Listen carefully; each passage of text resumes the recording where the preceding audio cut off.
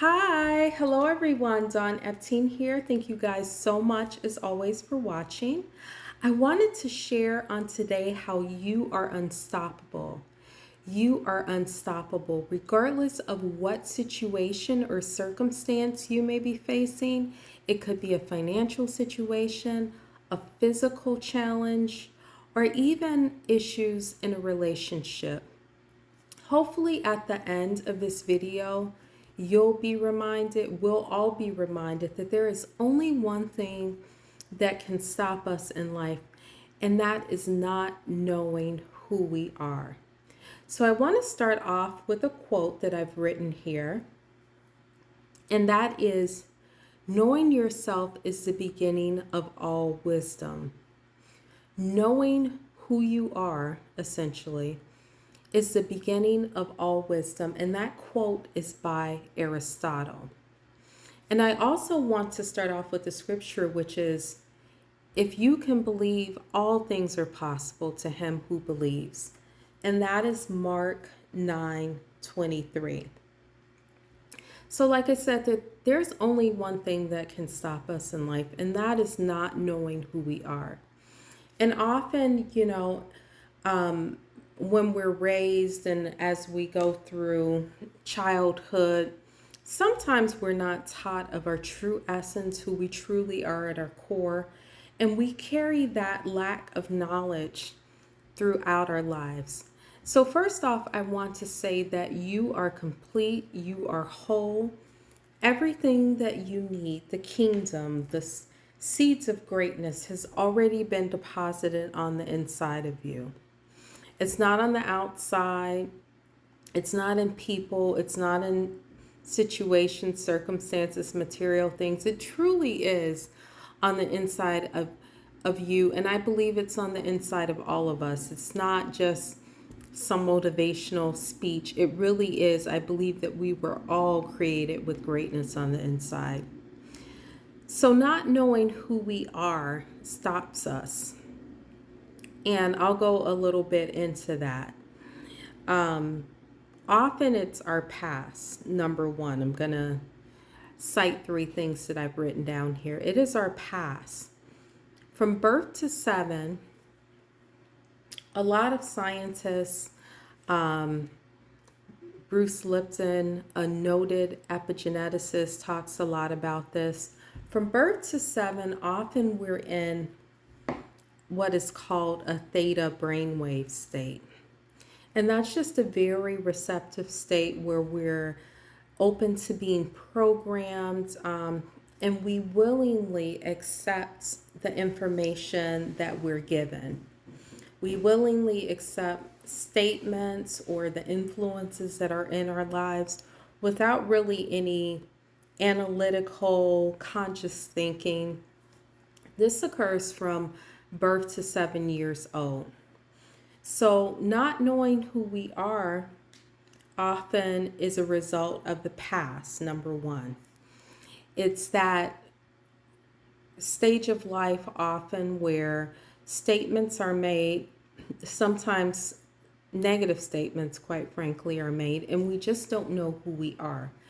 And those statements take root and they become a part of our subconscious programming, or within our heart. They become etched within our heart. And we carry those statements. I mean, how many times, I know in my own life, there have been some things that were said that I had to and still have to work through, that were said in my early childhood. And those things affected how I saw myself much later in life. They affected relationships, interactions with other people. So we have to be careful about the programming that occurred early in life. And we'll talk in a moment about some of the things that are recommended to change that script, especially if it's a negative script. If it's a positive, if you were receiving positive affirmations, that's great. Then you have great programming, which are still on autopilot as an adult usually, and that's a really good thing. But our past programming affects us knowing who we are. Number two, our present circumstances. Often we define ourselves based on what we're going through. If we've gone through a lengthy period of isolation or an illness, we associate ourselves, we kind of define ourselves by what we're going through because society, other people may define us by those things. If we're having financial issues, if we're unemployed, um, if we are, if we've had a fractured relationship or marriage. So, our present circumstances can cause us not to know who we are because we define ourselves often based on the external and not the internal value that does not change that we have within.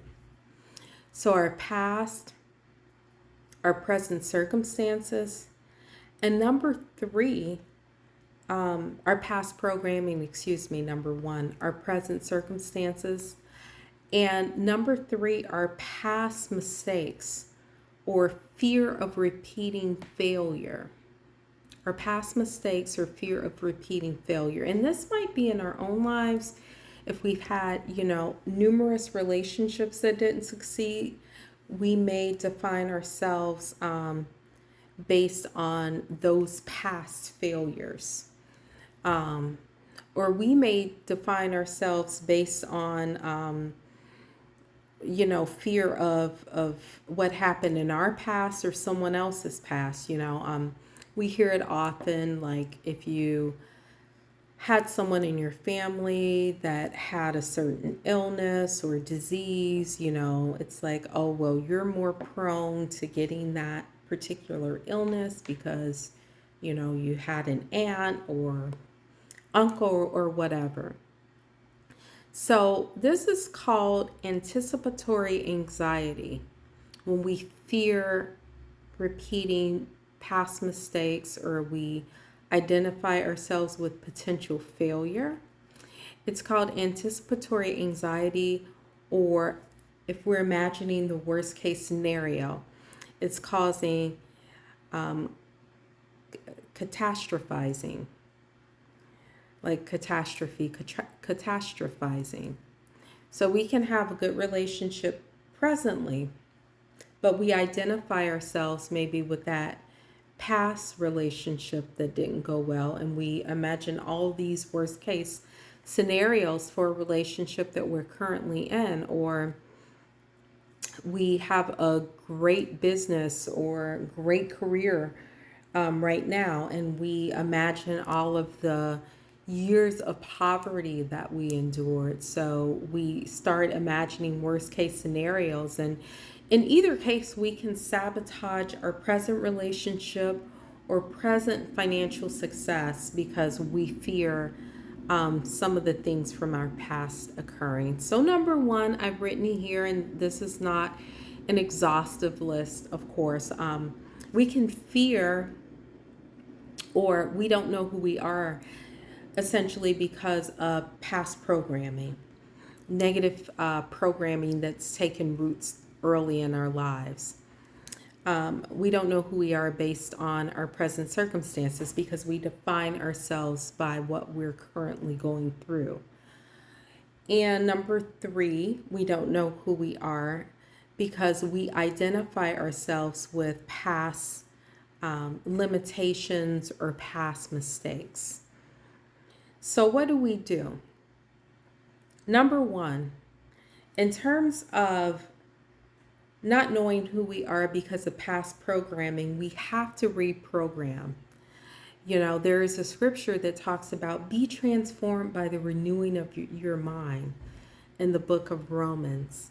A lot of, clinicians and experts today talk about the importance of meditation and just seeing ourselves essentially visualizing our lives how we desire it to be, how even God says that it can be, seeing that and feeling that. We have to reprogram ourselves. So that's how we can deal with past programming. And like I said, children are in that state of theta, according to epigeneticists and biologists and, scientists, from birth until 7. Some scientists say before birth, even in the womb, that programming is occurring, through voices that the fetus may hear. That programming is occurring up until 7, where it's just that receptive state that children are in. Well, we can do that by visualizing the life that we desire. Theta also occurs right before we go to sleep, as we're drifting off to sleep, beginning to drift off, and as we're waking up in the morning. So we can visualize, we can make positive affirmations during that time. Those are the 2 times that we're in theta as adults. And you may have noticed, I noticed this years ago, long before I had any concept of what these different states were in terms of brain waves. Sometimes as I was waking up, I would just get positive ideas and affirmations, and just was really receptive, because the conscious mind is not, is in that, is not in that really hyperactive state. So my heart was more receptive to the ideas and things that I desired, especially for me when I was waking up in the morning. So we have to renew, we have to reprogram, we have to make a conscious effort at doing that until it becomes those beliefs, those positive beliefs, not the limiting beliefs, run on autopilot, or begin to run on autopilot, just as the negative ones have ran on autopilot for years.